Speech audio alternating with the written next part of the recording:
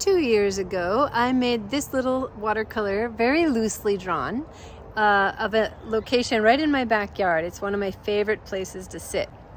So today my art tip is going to be how to render something very loosely with pen and watercolor in a way that sparkles. So I'm just gonna set a little chair right there and I'll just recreate a little part of the drawing I made. Here are the supplies that I use. It's just a watercolor set and a little spray bottle that I always have in my backpack. And you can use a pen that is waterproof, or you can use a water-soluble pen. I'm going to use a permanent pen today.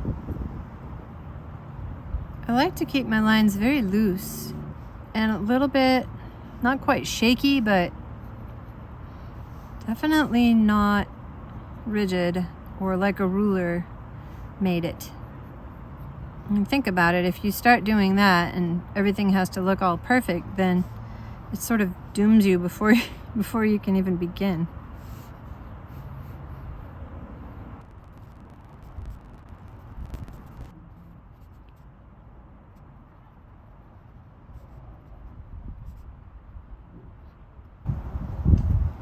Where this little pole disappears behind the hanging basket, I'm not going to draw a sharp edge right there. I'm going to leave it a little bit open. For the ivy, I'm making kind of curly cute little, just the top contour of the ivy on the fence. I'm not making every leaf. I'm just simplifying it a lot.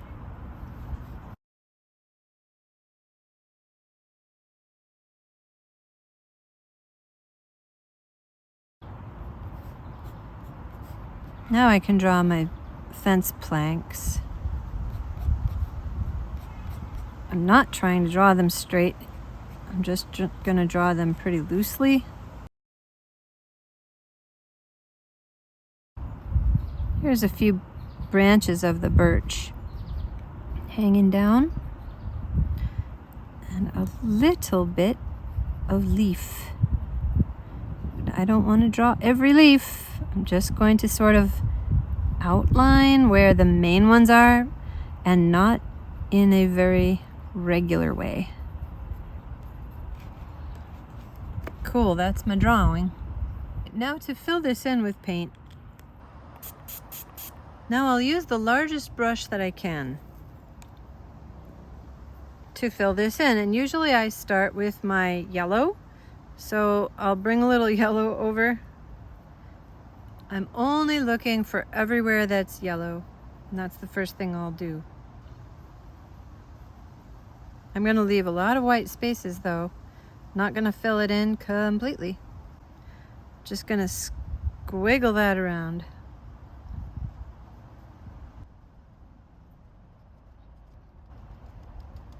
And I'm making some dots because there's a lot of little motion in the leaves. Whenever you see something like that, leave it alone. That is a very watercolory move, and we don't want to destroy it by getting picky and trying to resituate and push things around that are already done.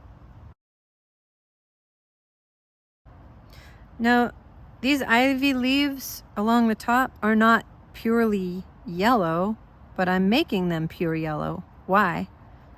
Because there's a lot of yellow in that green. I'll come back later and add a little green over the top of it. It'll be a very spring looking color. Next for green, I'm going to look for everywhere where there's green.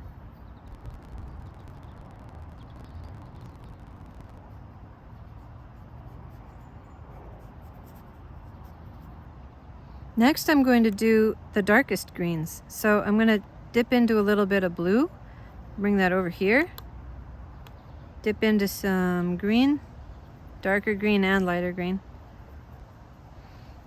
and burnt sienna, which is kind of an orangey color. Yeah.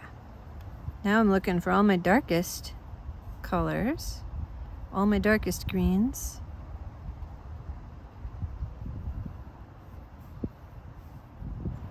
Polka dotting that around.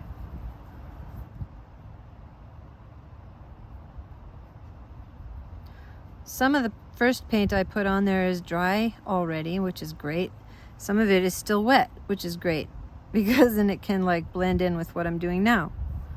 I don't try to control where it's going to blend and where it's not going to blend.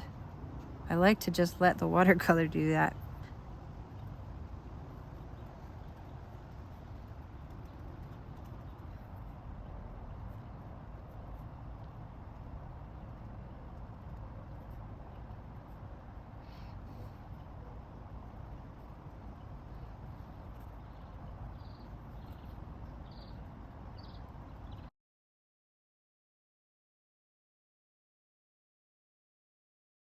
Now it's time for the fence in the background. I'm going to take some Payne's Gray, throw a little bit of burnt sienna into it, and that's going to be my fence.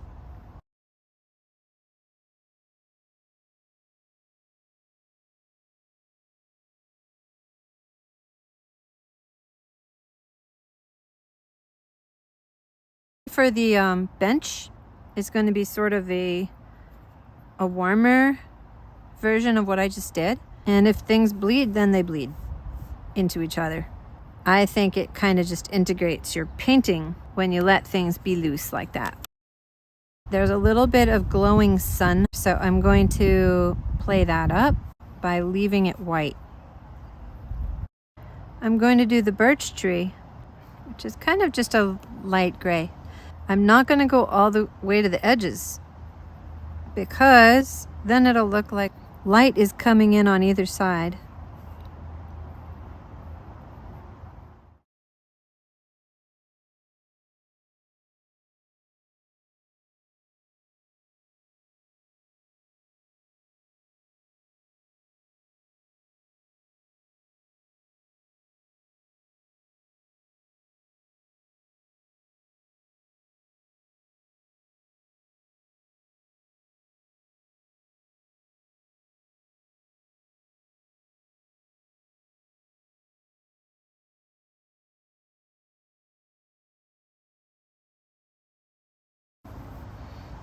It is a nice, cool, shady spot here in the yard.